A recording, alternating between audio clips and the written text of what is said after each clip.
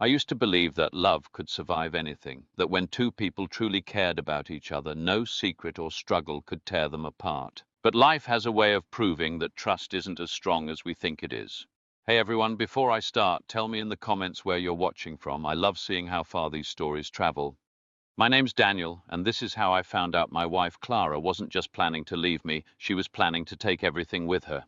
It started small, the kind of changes you only notice in hindsight. Clara had always been open, easy to read, one of those people who laughed with their whole face. But about 6 months ago, that warmth started to fade. The first thing I noticed was her phone. She used to leave it lying around the house, unlocked, screen lighting up with random messages from friends or co-workers. But suddenly, it was glued to her hand. She'd carry it to the kitchen, to the shower, even out to the yard when she watered her plants. At first, I thought it was just habit. People get attached to their phones, right? But then one evening, we were watching TV and her phone buzzed. She picked it up, saw the screen, and turned it face down instantly. I remember saying lightly, "You hiding state secrets from me now?" She smiled too quickly. "Just a client from work, nothing interesting." Something in her tone didn't sit right, but I told myself not to overthink it. A few days later, I noticed she'd added a password. That had never happened before. I asked her about it, and she said, "Oh, it's just safer. Work emails, sensitive info, you know how it is." I nodded, but deep down I felt something cold. When the person you trust most starts guarding things they used to share, the silence between you gets heavier every day. Then came the late nights.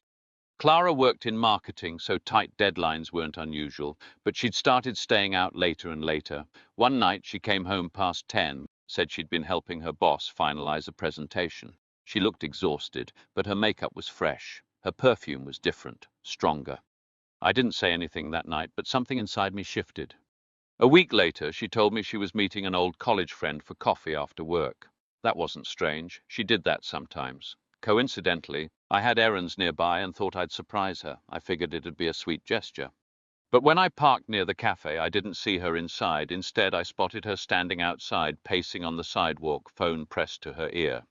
She wasn't smiling. She wasn't laughing like she usually did when she talked to friends. She looked tense, focused. I cracked my window just enough to catch fragments of her voice. "It's almost ready," she said. "I've moved most of it. I'll tell him soon." Those 3 sentences hit me like a punch. I didn't know what she was talking about, what was almost ready, what she'd moved, but I knew it wasn't good. When she came home that night, I didn't say a word. I just watched her, listened to how easily she laughed, how naturally she played the role of a loving wife. It almost made me doubt what I'd heard. Almost. 2 nights later, she brought up something completely out of the blue. "Hey," she said while drying dishes, "we should get organized. Make a list of all our accounts, passwords, documents, just in case something ever happens." That just in case hit me wrong. I asked what kind of something. She shrugged, casual. "Nothing serious, just being practical. My co-worker and her husband did it. It's smart, really. Maybe for someone else that would sound normal. But for Clara, it was strange. We'd always handled money openly, but separately. The timing felt too neat, too deliberate. After that night, I couldn't sleep. I lay awake listening to her breathing next to me, wondering if the woman I loved was planning something I couldn't yet see. A few days later, she brought it up again. "Have you thought more about the accounts?" she asked. That's when I knew it wasn't casual. It was planned. That same day when she left for work, I logged into our joint account. My hands were shaking as I typed the password. I didn't even know what I was looking for, just some clue. And then I found it. Small withdrawals, $50 here, 100 there, always round numbers spread across different days. Nothing huge, but consistent, regular. Each one went to an account I didn't recognize. My heart started pounding so loud it felt like the room was closing in. I called my friend David, who's a lawyer. I told him what I'd found, trying not to sound paranoid. He listened quietly and said, "Daniel, I've seen this pattern before. When a spouse starts moving small amounts, it's often a setup. They're testing how much they can transfer before you notice. You need to act fast." That was the moment everything clicked. Clara wasn't just planning to leave, she was planning to drain me before she did. That night, I made a choice. I wasn't going to confront her yet, not until I understood how deep it went. So instead, I started protecting myself. I went through every account, every investment, every piece of paperwork tied to my name. I didn't touch what was hers, I just secured mine. I changed passwords, backed up documents, called my bank, froze certain transfers. Then I called my mum. I didn't tell her everything, just enough. I said, "Mum, can I move a few things under your name for now? It's just temporary." She didn't pry. She just said softly, "Do what you have to do, Daniel." For the next week, I moved carefully, pretending everything was fine. Clara didn't suspect a thing. She still laughed at my jokes, still kissed me goodnight, still called me love. But there was something hollow behind it all. And then came Friday. She walked in late that evening looking calm, too calm. She poured herself a glass of wine, sat across from me and said, "Daniel, we need to talk." Those words never mean anything good. I said nothing, just waited. "I've been thinking," she continued, "and I don't think this marriage is working anymore." My mind went blank. She said it like she was talking about cancelling a gym membership. No emotion, no hesitation, just cold certainty. I managed to ask, "Since when?" She looked at me steadily. For a while, I just didn't know how to say it. Then she added, "I've made a lot of sacrifices. Daniel, I deserve to start fresh." But something about the way she said start fresh made everything click. That was what she'd meant on the phone that night. "It's almost ready. I've moved most of it. I'll tell him soon." This was her big reveal, her moment to walk away clean, probably thinking she'd already taken what she wanted. But what she didn't know was that I'd already seen it coming. I looked her right in the eyes and said quietly, "If that's what you want, Clara, then I won't stop you." She seemed surprised, almost thrown off by how calm I was. But I wasn't calm. Inside, I was burning. Because the woman I loved had spent months planning to destroy me, and I'd just watched her do it with a straight face. And this was only the beginning. Clara thought she had everything under control. She'd planned it all down to the smallest detail, the secrecy, the timing, the fake affection. She thought she caught me sleeping. But I wasn't the same man she'd been lying to for months. After that night, she moved fast. Within days, she'd packed some of her things, saying she was taking time to think. I let her. I didn't chase, didn't argue, I just watched the mask slip. Her voice grew colder every time we spoke. She stopped wearing her ring. When she finally came by to pick up the rest of her stuff, she wouldn't even look me in the eye. Then one afternoon, an envelope arrived in the mail. Divorce papers. It shouldn't have shocked me, but my hands still trembled when I opened it. I sat there reading her demands line by line, feeling disbelief harden into fury. She wanted half of everything, the house, the savings, even part of my business account. I realized then what all those weeks of careful money transfers had been for. She wasn't just leaving, she was setting up to bleed me dry. That night, I called my lawyer friend David again. I told him about the papers. He didn't sound surprised. "She's making her move," he said. "Good thing you made yours first." I told him about how I'd secured my assets, about moving funds, locking down documents. He paused for a second and said, "Then, Daniel, you just turned her plan into her trap."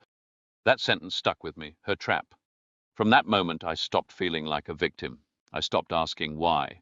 I started focusing on how to finish this with dignity, and how to make sure she'd never see me as her fool again. A few days later, Clara called me for the first time since leaving. Her tone was sweet, too sweet. "Hey," she said lightly, "I hope you've had time to look over the papers. We can make this easy if you just sign them." Her confidence was unreal. I could almost hear the smirk in her voice. She thought she'd already won. I said calmly, "I'll have my lawyer look through it." That's when her tone cracked a little. "Daniel, there's no need to drag this out. Let's just do this quietly, okay?" Quietly, that was her word for before you find out what I've done. "Sure," I said, quietly. The next day, my lawyer sent her team the response, and when they saw that all the assets she thought she could claim were already moved or legally protected, the tone of everything changed. Within hours, Clara was calling non-stop. When I finally picked up, she didn't sound calm anymore.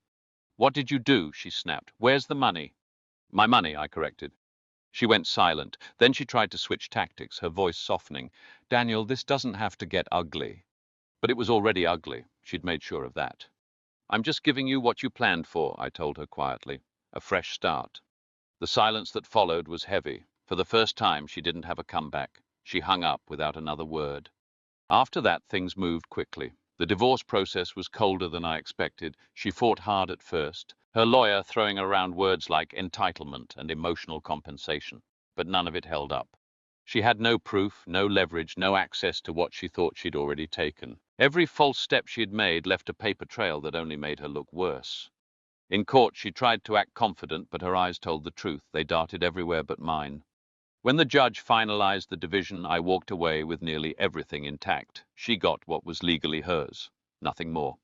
After the hearing, I saw her outside, standing by her car. For a long moment, neither of us said anything. Then she turned to me, face tight with anger and something else, disbelief. "You planned this," she hissed. I almost laughed. "Funny," I said. "I thought you did." She stared at me, eyes cold, then got in her car and drove off. That was the last time I ever saw her.